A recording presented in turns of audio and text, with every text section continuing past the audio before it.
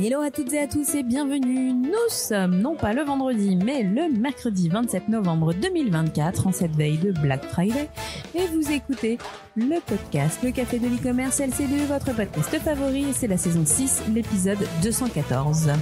Je suis Laetitia et je suis accompagnée d'Adrien. Bonjour à tous, le Café de l'e-commerce est votre podcast favori que vous écoutez en train de prendre des goodies, de voler des bonbons sur les stands ou de faire la queue pour des conférences. Notre promesse, décrypter l'actualité e-commerce à la sauce sègre douce, incisif mais jamais méchant, tel est notre credo. Le Café de l'e-commerce vous propose de faire votre veille différemment dans vos oreilles. Et au sommaire de cette émission, 100% tech, 100% retail, 100% tech for retail.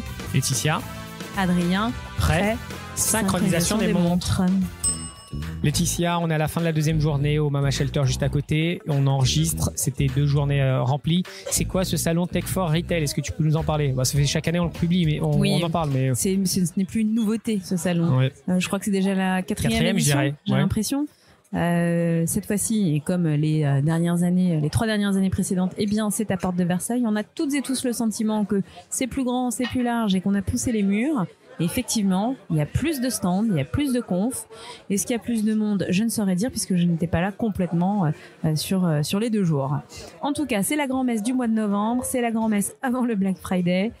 C'est assez paradoxal, convier les retailers en cette veille de grosse promotion en ligne, mais j'ai l'impression que le pari a été tenu. J'ai l'impression qu'il y avait quand même pas mal d'engouement autour de Tech for Retail. On a sur le groupe WhatsApp créé un sous-groupe Tech for Retail et il y a 200 personnes, près de 200 personnes qui ont rejoint le groupe. C'était très actif ces derniers jours. Ça postait des photos, ça discutait, ça faisait des recos, donc plutôt cool. Mais effectivement, Black Friday, je l'ai pas souvent entendu cette discussion ces 2 derniers jours que c'est la Black Friday, non? Moi je l'ai quand même entendu avec les gens avec qui je discutais, qui me disaient qu'il y avait pas tous les retailers, en tout cas les têtes d'affiche qu'ils auraient espéré avoir, qu'ils avaient envoyé d'autres personnes pour cause de Black Friday. Et d'ailleurs, on a posé la question à la communauté sur le Black Friday. Le Vox Populi de la semaine, c'était allez-vous faire des achats pour le Black Friday? Il y avait 3 choix de réponse. Oui, j'attends les bonnes affaires. Peut-être si une offre m'intéresse. Non, ça ne m'intéresse pas. 45% des personnes ont répondu oui, peut-être à 31% et non à 29%. Laetitia, qu'est-ce que tu as répondu? Je ne sais. Je crois que j'ai même pas répondu. Tu crois? Là, je suis quasi certaine que j'ai pas répondu. Tu répondrais quoi? Je répondrais non, ça ne m'intéresse pas. Ouais, j'ai répondu non plus. Mais le oui à 45%. Bon, après, c'est pas statistiquement significatif, on s'en fiche. C'est pour le fun. Mais rigolo de voir que finalement, ça fonctionne le Black Friday. Ça fonctionne parce que les promesses sont très très fortes et puissantes. Donc oui, quand on va te proposer des grands prix bien méchants, eh bien tu espères avoir de belles promotions. Donc ça fonctionne d'un point de vue marketing. Bon Adrien, ça c'était le Vox Populi de la semaine dernière. Cette semaine, tu nous réserves un nouveau Vox Populi, mais en attendant, eh bien on retourne sur le salon et surtout les conférences. C'est quand même le genre de choses qu'on adore le plus nous. Moi, je vous le dis tout de suite, je n'ai assisté à quasiment aucune conférence, si ce n'est celle d'Adrien. Merci beaucoup Laetitia, et en plus tu étais assise au premier rang et en plus tu as posé la première question. Donc écoute, merci beaucoup. La conférence elle était sur mes sujets de cœur, sur l'IA et sur l'e-commerce. Qu'est-ce que tu en as pensé? Faut vraiment que je donne mon avis? Non, ne donne pas ton avis. D'accord. Écoute, ça a duré 30 minutes, c'était rapide, la salle c'était une salle minuscule. Peut-être avant de donner notre avis et de discuter, on va écouter tout de suite Giuseppe parce que je l'ai chopé à la fin. Donc la personne avec qui j'ai partagé la conférence, qui a animé cette session, a répondu à 2-3 questions et puis a surtout fait un petit récapitulatif en 4 minutes chrono de la conférence. Je te propose qu'on l'écoute. Je suis avec Giuseppe. Bonjour Giuseppe. Bonjour Adrien. Giuseppe, est-ce que tu peux te présenter qui tu es et dans quelle société tu travailles? Alors, je m'appelle Giuseppe SS. Je suis responsable des équipes data et NAI chez Vaimo. Vaimo, c'est une agence digitale. On aide nos clients à créer des expériences en combinant à la fois la data, le content et les techno e-commerce. On a une forte présence dans l'e-commerce et on existe depuis 2009. Giuseppe, on a partagé la scène tout à l'heure, on a animé une conférence. Est-ce que tu peux me donner le nom de la conférence que tu as animée et puis le sujet? Alors le sujet, c'était comment exploiter un LLM privé pour exploiter les données internes afin de les valoriser. Donc le thème, c'était vraiment pouvoir exploiter ses propres données pour améliorer soit des processus internes, soit l'expérience client. Tu as partagé une matrice que vous avez construite au fil du temps, une méthodologie avec vos clients. Est-ce que tu peux la présenter? Alors, il n'y a pas de slide, on est à l'audio, mais il y a 2 axes, on peut déjà dire. Oui, en fait, il y a 2 axes finalement quand on regarde les différents cas d'usage sur le marché aujourd'hui. Il y a les cas d'usage qui sont orientés clients. Donc, on va essayer d'optimiser un processus afin de augmenter ses revenus, donc vendre plus, par exemple. Et puis, on a les cas d'usage qui sont plus internes, qui sont dans l'optimisation des processus internes, afin d'améliorer la façon de travailler, d'optimiser le travail des gens en interne ou de faciliter le travail d'autres. Tu as présenté 3 use cases. Si tu devais en choisir un, alors c'est très difficile parce qu'en plus déjà à la base tu avais une dizaine de use cases, mais est-ce qu'il y a un petit use case que tu peux partager en 30 secondes vraiment? Oui, je pense que pour moi un des plus intéressants, et je pense que aujourd'hui c'est l'axe sur lequel beaucoup de nos clients souhaitent du support. C'est sur la partie recommandation de produits. L'idée, c'est qu'en fait, on puisse récupérer les données qui nous proviennent des produits et d'utiliser l'AI pour faciliter la classification de ces produits.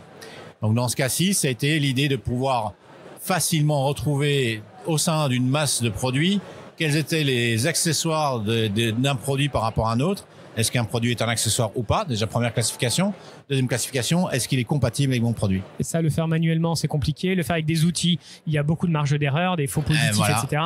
Et l'avantage de l'AI, c'est qu'elle te donne en fait cette capacité d'avoir cette intelligence de comprendre en fait des termes. Et là où vraiment j'ai moi-même été bluffé avec le temps, c'est de voir que comme elle pouvait apprendre et comme elle s'améliorait au fur et à mesure.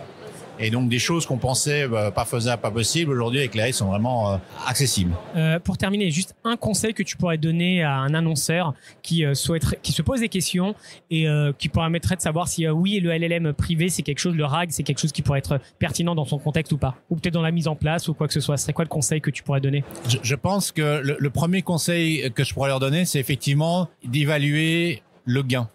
Je pense que l'AI, il y a énormément de choses qui sont possibles. Est-ce que ce que je vais entamer là aujourd'hui va me permettre de gagner quelque chose en plus ou d'améliorer quelque chose? Je pense que la première chose sur laquelle il va devoir se poser, la question qu'il va devoir se poser. Et c'est assez simple à effectuer. C'est un simple travail de se dire, voilà, moi aujourd'hui, je voudrais améliorer ceci. Quel va être mon gain si jamais je pouvais l'optimiser? Et je pense qu'à partir de là, tout est possible. À partir de là, la deuxième phase pour moi qui est hyper importante, c'est de créer ce qu'on appelle une première proof of value, c'est-à-dire un pilote en interne, et avoir cette approche de construire en fait un produit à partir de ce pilote. Si le pilote fonctionne, alors on aura l'approbation en interne d'avoir plus de fonds, d'avoir plus de reconnaissance, et ça va permettre de créer un produit. Et c'est à partir de ce moment-là qu'on a gagné notre pari. Giuseppe, merci beaucoup. Si on veut en savoir plus, comment on fait pour te contacter? Plus simple, c'est sur LinkedIn. Ouais, Giuseppe, c'est ça. On mettra le lien. Tu acceptes tout le monde de la communauté s'il te rajoute en ami? Absolument, tout le monde est mon ami. C'est génial. Merci beaucoup. Bon salon, Giuseppe. Merci encore. Merci. Bon, Laetitia, maintenant, dis-nous toi. T'étais au premier rang, t'as posé des questions, t'as pensé quoi de la conf? J'étais au premier rang et effectivement, j'ai posé une question. Je t'ai vous voyez, ça a fait rire pas mal de monde. Moi, je ne connaissais pas le cœur de métier de Vaimo. J'étais très très surprise de voir qu'ils opéraient sur des clients aussi internationaux. Là où je suis toujours surprise, tu vois, c'est sur le niveau de maturité sur l'intelligence artificielle, notamment de l'audience. On voit, c'est pas pareil qu'aux États-Unis quand même. On n'est pas sur le même niveau, mais ça a le mérite d'exister. La salle était comble et il y a pas que moi qui posais des questions, ça intéressait. Je sais pas si tu es d'accord avec moi, mais il y a souvent cette question de se comparer par rapport aux US, comment on est, etc. Est-ce qu'on est à la ramasse ou pas? Et il y a une question super intéressante de Julien qui demandait même c'est quoi, c'est la question sur la Chine, c'est ça? Comment est-ce qu'on compare la Chine? Voilà, pour le coup, j'ai répondu à la question et je crois que les gens n'ont pas aimé ma réponse parce que je disais que la Chine est en avance et qu'on pourrait peut-être apprendre de ce qu'ils font. C'est sûr que dans notre spectre très, très français, on ne regarde jamais la Chine, alors que s'il y a bien une guerre dans l'intelligence artificielle, ça reste entre les États-Unis et la Chine et on est quasiment inexistant malgré les moyens, et encore c'est pas suffisant, qui sont mis sur la table pour faire développer l'intelligence artificielle et éviter la fuite des cerveaux. Bon, Laetitia, il y avait une centaine de conférences et la seule que tu as faite, c'est celle où j'étais, donc merci beaucoup. Cela dit, ce thème d'IA et d'e-commerce. En fait, on en a même parlé en dehors de Tech for Retail. Est-ce que tu peux nous dire mardi matin ce qu'on a fait? Eh bien, mardi matin, nous parlions d'intelligence artificielle appliquée à l'e-commerce, comme toujours, mais sur une vision beaucoup plus marketing, beaucoup plus retail. Et pourtant, l'audience était marketing, mais n'était absolument pas retail, puisqu'il s'agissait d'un grand groupe dans l'agroalimentaire, plutôt B2B, et qui était à des années-lumière de ce que nous on voit au quotidien. Donc c'est plus du tout Tech for Retail. On fait une petite parenthèse, c'est que le matin même, on était connectés et on était plus à Porte de Versailles, mais le thème était similaire. Et qu'est-ce qui en est ressorti alors justement de cette conférence qu'on a animée dans plusieurs centaines de personnes? Eh ben moi, écoute, j'ai été agréablement surprise parce qu'il y a eu beaucoup de questions. Ouais. On est venu avec beaucoup de cases en très se concret. disant, voilà, très concret, et en se disant que ça leur parle ou que ça leur parle pas. En tout cas, le cas d'usage peut leur parler. Alors quand je dis que ça leur parle ou ça leur parle pas, je parlais des marques, parce qu'on parlait de marques dont personne n'avait entendu l'existence, des marques très fashion, très retail, très luxe. Et je vous le disais, en préambule, il s'agissait d'un grand groupe dans le B2B et dans l'agroalimentaire. Néanmoins, c'était des marketeurs, donc ils avaient des questions très pertinentes. Et je crois que notre présentation, elle a un peu secoué. Ouais, ils étaient très contents. On voyait au niveau des questions, des interactions que finalement la maturité, enfin, ils veulent apprendre, mais ils connaissent pas tout ça. Donc ils sont plutôt ouverts au changement, c'est plutôt bien. Exactement, ce que j'allais retenir, c'est pas tant notre intervention et waouh, vous êtes géniaux, c'est super. C'est plutôt que c'est génial de voir des gens d'éveiller un peu des consciences. Et surtout, je pense que nous on vient avec un discours qui sort un peu des sentiers battus quant à l'intelligence artificielle. Alors justement, si pour nous l'intelligence artificielle était le thème de ces derniers jours et notamment depuis hier matin, avant même d'avoir mis les pieds sur le salon, quels étaient les thèmes du salon, Adrien? Des choses extrêmement originales qu'on a vues nulle part ailleurs. Bon, là, je suis ironique. l'IA générative, stratégie omnicanal et unified commerce, RSE, des techs innovantes, l'expérience client et le luxe, le paiement, la data et le retail média et la logistique. Bon, allez, je rigole. En fait, c'est que du classico. On retrouve toujours les mêmes thèmes. Il y avait, comme je te disais, une centaine de conférences. En fait, tu pouvais pas tout voir. Il y avait pas des conférences de RSE, tout le temps. Moi, je vois pas de RSE. Je vois pas de people. Ouais, ok. Bon, là, c'est les grands thèmes. Je vois pas de gouvernance. À l'intérieur, tu peux mettre tout ce que tu veux. Mais en tout cas, je sais pas si t'es d'accord avec moi, mais tu savais plus où donner de la tête. En fait, il y avait des confs partout. Peut-être tu pouvais aller sur le main stage, mais sinon, il y avait des conférences tout le temps, partout. Donc, c'était, il y avait beaucoup de bruit, quoi. C'était très, très, très dense. Ouais, très bruyant. Hein. Justement, j'ai croisé Maxime, enfin plutôt il m'a croisé parce qu'il m'a reconnu et moi comme les gens qui me connaissent le savent, j'ai aucune mémoire. Donc il vient me voir. Je lui ai dit, écoute Maxime, viens, t'étais en train de me raconter des super trucs sur tes confs. T'étais pas là, Laetitia, mais donc j'en ai profité pour dégainer un micro. Je te propose de l'écouter. Il nous fait un petit compte rendu des quelques confs à laquelle il a assisté. Et je suis tombé sur Maxime. Bonjour Maxime. Bonjour Adrien. Maxime, est-ce que tu peux nous dire qui tu es et ce que tu fais? Bonjour Adrien, je suis Maxime de Beauchesne, je travaille sur les marketplaces. J'ai commencé rapidement en agence Amazon pour vendre partout en Europe. Ensuite, j'ai travaillé chez Spareka, marketplace de pièces détachées. Donc, je vendais toutes ces pièces sur plein de marketplaces en Europe. Et la troisième entreprise que je rejoins, c'est Conforama pour prendre le lead du recrutement des nouveaux vendeurs sur la marketplace. Et le mois dernier, j'ai changé de poste pour prendre cette fois-ci le lead de l'équipe des account managers, où le rôle des account managers est d'être le point de contact principal chez Conforama pour aller développer les ventes de notre marketplace. On est à Tech for Retail. T'es arrivé ce matin, on s'est croisés, tu m'as reconnu, donc merci beaucoup. J'ai dégainé mon micro. T'as assisté à une conf ce matin. Est-ce que vraiment en 30 secondes tu peux nous dire c'était quoi cette conf et est-ce qu'il y avait des choses intéressantes qui en ont sorti? Et je vois que t'as un petit calepin, donc t'as pris des notes. T'es très studieux. Oui, alors j'ai participé à 3 conférences ce matin. La première, je trouvais ça intéressant de commencer par celle d'Emmanuel Grenier, qui était l'ancien directeur général de Cdiscount et qui est passé chez Carrefour. Lui, c'était l'IA. Alors l'IA, c'est toujours des sujets que j'évite parce que je trouve que c'est toujours un peu trop technique et jamais vraiment applicable. Lui, de manière hyper décomplexée, il nous disait alors il va mettre Carrefour.ia à disposition de tous ses collaborateurs pour que ça soit utilisé le plus possible. C'est une sorte de GPT Carrefour, c'est ça? Bah ouais. C'est Carrefour GPT, quoi. Ce que j'ai compris, c'est ça. Ok. Un assistant avec toutes les données Carrefour, etc. Oui, Okay. et en fait, il était hyper à l'aise avec le fait il y a des utilisations qui sont très simples, de la traduction, de la synthèse, créer des notes, demander des conseils. Et je trouvais ça aussi bien de rappeler que, sur des sujets aussi simples, on peut utiliser l'IA pour sortir de notre box. Super. Deuxième chose qui t'avait marqué.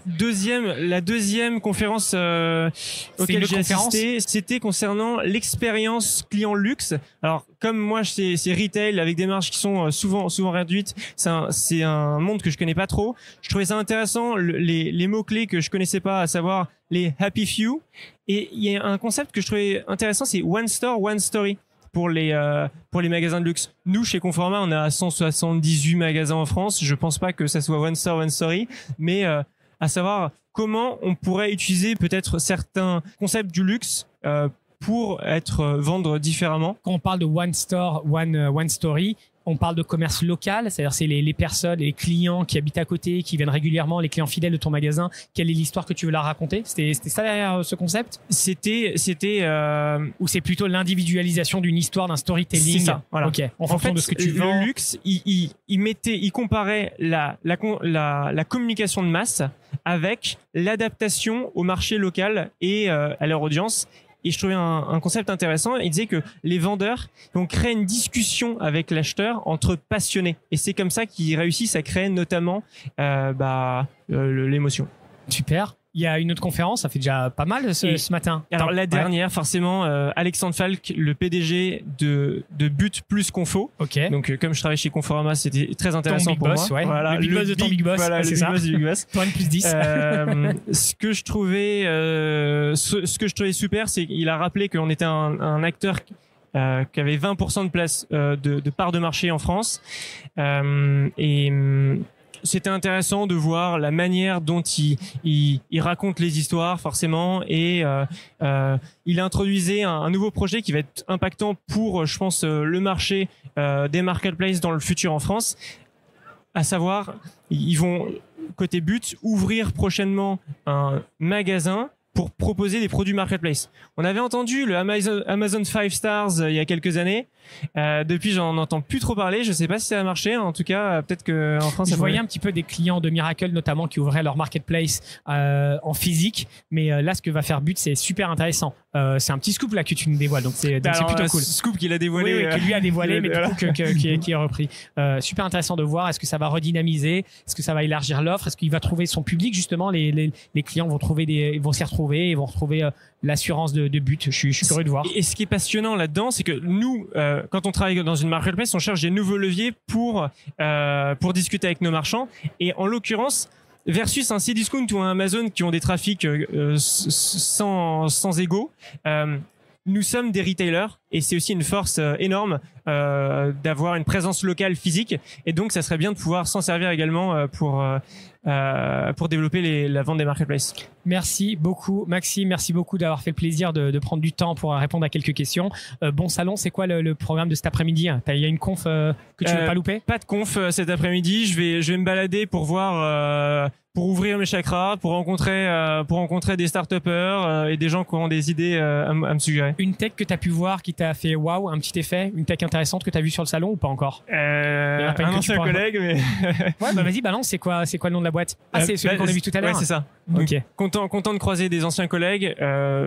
J'ai pas encore eu le temps de faire beaucoup de tours des stands après. Bon, écoute, bon salon, merci encore et à très bientôt. Salut. Merci, Adrien. Au revoir. Et là, on a fait une petite coupure parce que Laetitia littéralement s'est fait reconnaître par une amie il y a 15 piges, donc on a dû arrêter l'enregistrement. C'était qui, Laetitia, sans dévoiler ta vie privée? C'était Sarah, et Sarah, je l'ai rencontrée il y a 15 ans, plus de 15 ans même. On travaillait ensemble en cabinet conseil. Ok. Et Sarah, c'était une sacrée rigolote. Hein. Et qu'est-ce qu'elle fait là? Elle était sur un autre salon, c'est ouais, ça? À Tech Show. Non, à Tech Show. Tu savais qu'il y avait un autre... Non, je savais pas. Je crois que c'est un salon plutôt data, truc bien lourd. T'aurais peut-être kiffé y aller d'ailleurs. Ouais, mais eux doivent se dire la même chose sur Tech for Retail. C'est un truc de geekeux, digitaux, etc. Alors que nous, on je sais pas, des ta retail dedans, c'est un peu plus sexy que en tout cas, t'as reconnu. Tech Show. Après 15 piges, moi, je reconnais pas après 15 jours. Donc 15 ans, c'est incroyable, quoi. Je suis inoubliable, c'est ça qu'il faut retenir. On reprend sur le salon, Laetitia? Oui, bien sûr, Adrien. Bon, alors, la bouffe était bonne? Non? Oui? La bouffe, non, parce que c'était surtout des bonbons. Par contre, on a fait l'apéro qu'on avait organisé mardi soir. La boisson avec... était bonne, Adrien? Le champagne était très très bon si seulement il y en avait assez. Mais ça, on va pas dévoiler les offs. Ceux qui savent et ceux qui ne savent pas ne savent pas. Il peut pas s'en empêcher. Mais il fallait. Non, mais écoute, on était quoi? On était 130. On a co-organisé ça. Enfin, on a fait venir un max de personnes sur le stand d'Adobe, Stripe et One Stock. C'était la folie. C'était the place to be. Ça s'est fini même après la fermeture du salon. Donc c'était vraiment cool de retrouver les copains. Très très bonne ambiance. Et moi, je sais pas pour toi, mais moi, la fierté que j'ai, c'est de retrouver des concurrents qui parlent entre eux et qui a plus cette petite guéguerre, quoi. Ils viennent parce qu'ils savent que on est bonne ambiance, que tout le monde a le smile et les coups de couteau, on les range pour une autre fois. Est-ce que ce serait pas notre force, Adrien, de réunir, de fédérer, de réunir les concurrents sur les appels d'offres? Je sais pas, mais en fait, aujourd'hui, on a déjà fait un compliment qui m'a beaucoup touché. Il m'a dit, Adrien, ce qui se dit de vous, c'est que vous êtes family friendly. Bon, ça veut rien dire, mais en fait, quand les gens nous voient, ils sont très, on est comme on est. En fait, c'est ça le truc. C'est on est authentique, tu vois. Comme on est au micro, on est avec les vrais gens, etc. dans le business. Donc on attire les gens. Allez, on arrête là de se lancer des fleurs. C'était génial. Merci beaucoup à tous les partenaires. C'est très bien. Mais sinon, ton avis au-delà de cette petite fiesta là. Alors, sur le salon. Moi, j'ai plusieurs choses. Numéro 1. Parce que j'ai 3 points qui sont sous-divisés en autres sous-points. Non, je déconne. Le premier point, c'est que le marché est très très compliqué. Au-delà des stands et des sourires, tu comprends que la majorité des personnes qui sont là, ils galèrent et c'est très très compliqué. Le marché est tendu pour les techs, le marché est tendu pour les agences et il est tendu pour les retailers. Tu l'as senti dans tes discussions avec les gens? Alors, je trouve que les gens sont très peu optimistes, mais j'ai l'impression que ça va au-delà du secteur et de l'écosystème, hein. C'est en général dans la vie. Non, mais parce que toi, tu abordes la politique. Non. Au bout de 2 secondes, c'est quoi ta tech, c'est qu'est-ce que tu penses de la politique. C'est normal. Sur les discussions que tu abordes avec les gens. C'est normal parce que ça influence quand même pas mal de choses. Non, mais ça, c'est morose, quoi. Mais moi, c'est ça qui me tue. Et surtout que je sais que 2025 sera pas forcément meilleur. Donc, bravo, c'était exactement ce que je voulais dire. Les nombreuses discussions qu'on a pu avoir ces 2 derniers jours, beaucoup de personnes, la majorité des personnes voient 2025 comme une continuité de 2024. Donc, ça va pas le fixer. Tu sais, il y a 18 mois, on nous disait, on attend fin 2025, il y a 2 ans, on attend 2025 et on attend 2024, ça va aller mieux fin 2024, 2025, ça y est, c'est la reprise. On attend 2030 maintenant. Ouais, voilà. Je la vois pas trop la reprise. Donc, c'est compliqué. La deuxième chose que j'aimerais bien avoir ton avis, c'est le salon en lui-même. Alors, il faut dire que depuis des années, moi, je suis fan de Tech for Retail. À chaque fois qu'on me demande mon avis, je dis c'est the place to be. Et ben malheureusement, alors je vais directement aller un peu dans la conclusion. Je trouve que la Tech for Retail cette année, c'est la première fois qu'il se Paris Retail Weekies, si on peut dire comme ça. C'est-à-dire que c'est un événement écosystème. Il n'y a pas beaucoup de business. La grande majorité des personnes avec qui j'ai parlé, si tu n'avais pas organisé des rendez-vous sur ton stand, les passants, c'est pas très qualifié. Finalement, on se retrouve entre copains, mais il n'y a pas tellement d'e-commerçants ou de business à faire. Il n'y a pas trop de ROI à venir ici. Qu'est-ce que t'en as pensé? Écoute, encore une fois, mea culpa, j'ai pas passé de grandes heures sur le salon sur les 2 jours. En revanche, je suis d'accord avec toi. Moi, j'ai l'impression que c'est quand même le grand meeting, tu sais, les copains d'avant.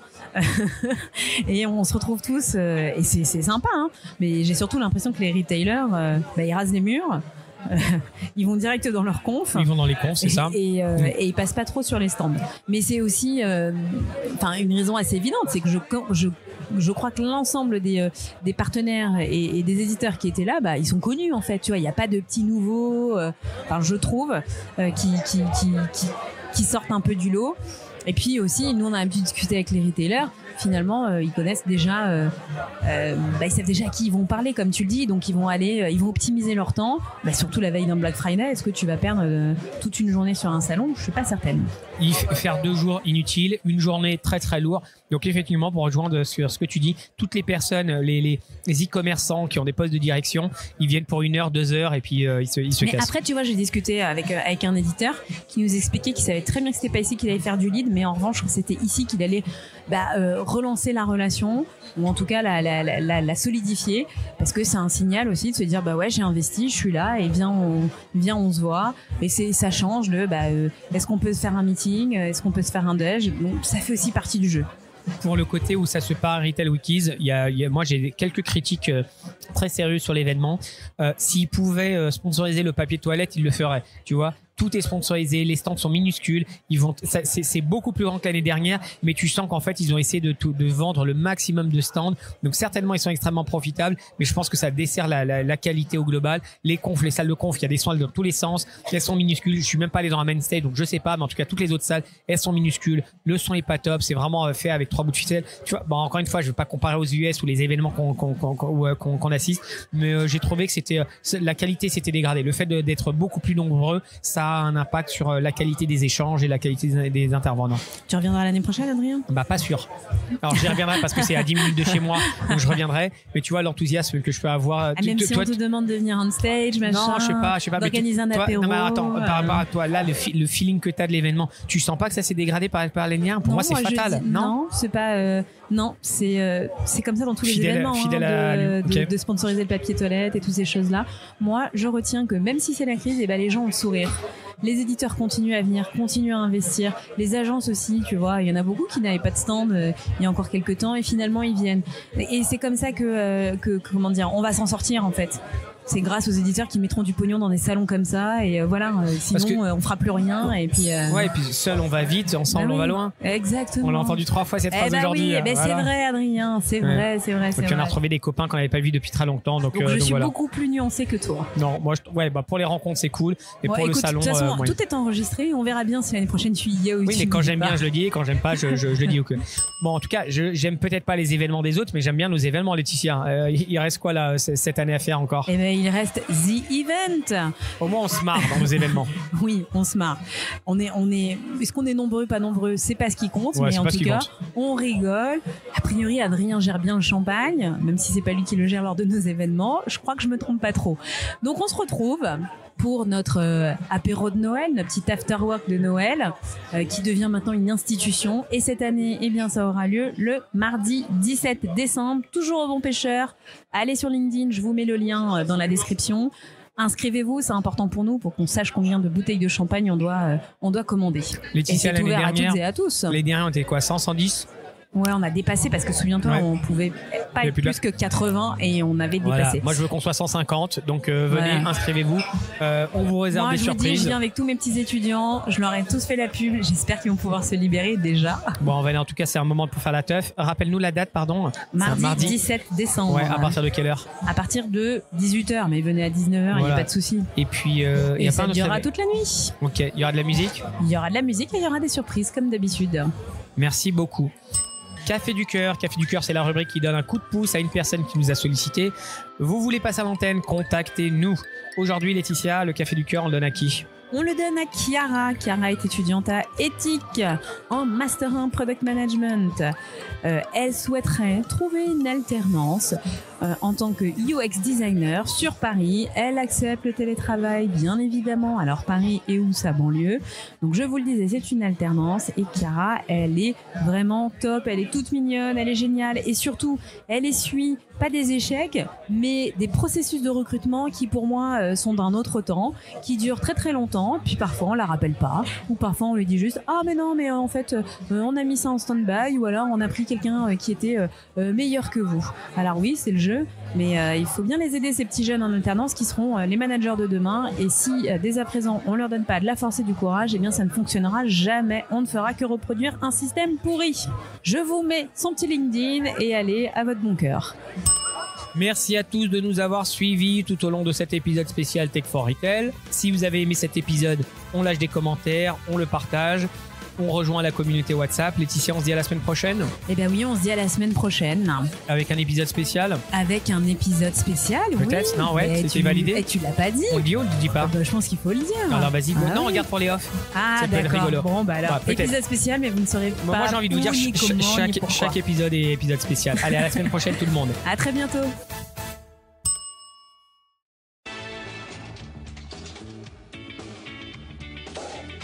On fera un épisode spécial ou ça sera une capsule? Parce qu'au final, par rapport aux emails, mais par rapport aux emails qu'on a reçus aujourd'hui, on va avoir du lourd, du très très lourd. Je pense que ça va être du lourd. Donc peut-être épisode spécial. Bah oui, mais c'est épisode spécial. Moi, je serai pas là, donc c'est un peu bizarre. Je prends envie de faire Bah, peut-être Mais une on fois, a déjà si. fait, hein, Ouais, mais ça a mais bien j'avais marché. pas aimé l'exercice. Ouais, mais ça a bien marché. Ouais, mais non, en fait, Ouais, parce mais ça qu'après a dans bien les marché. stats, finalement, tu reprends tu reprends le lead et ça m'énerve. En fait, Oui, j'aime mais bien bon, quand je parle plus que toi. Ouais, mais bon, écoute. Non, donc pense qu'on mais sait. écoute, je sais Non, mais pas. attends, on dit rien. Donc c'est quoi? On sera. Enfin, Tu bah, seras à Düsseldorf c'est pour ça. un gros événement B2B. je suis trop content d'y aller. Alors, tu sois pas là, c'est dommage. Mais là, il y a eu des confirmations de rencontres qui ont l'air vraiment canon. Donc, si ça se fait vraiment, je suis trop content. De rencontres et de capsules, du coup. Alors, moi, j'ai une question. T'as à revenir avec des Dans ta interviews, hein. liste des 10 commandements de politesse, c'est normal de bouffer quand tu me parles. Quand on Adrien, regarde un podcast, t'es quoi. vraiment affreux. Pourquoi tu dis C'est ça? un gros porc de dire ça depuis tout à l'heure. Tu manges Je avec mange tes rien du tout. doigts. Je ne mange rien du tout. Je n'ai rien fait. C'est-à-dire si j'ai Non, pris non, un tu bouffes tout- depuis tout à l'heure. Mais Là, arrête, on a Adrien. entendu au micro. Donc là, en tout cas, on saura Oh là que là. pendant qu'on enregistre le Alors, podcast, t'es en train de non, bouffer les mais frites. t'es vraiment de Tu t'es mauvaise lavé les mains foi. avant de bouffer les T'es frites, vrai- ça? Oh là là. C'est quoi ton empreinte carbone? On en discute? On en discute. Hier soir, on en parlait. Ouais. Et la tienne. Madame qui achète des livres, qui achète pas sur Timo, mais elle est polie avec Et sa la Tesla. Toutes les 2 semaines, le gars, il prend l'avion. Et même pour un truc où il peut le faire en train. Pour faire des moi, conférences, non. pour faire des conférences sur Je la vais RSE. prendre Voilà. l'avion. Bon, ouais, bref. Bon, allez, à la Et semaine pour vivre en prochaine. mode minimaliste. Je me désolidarise de cette discussion.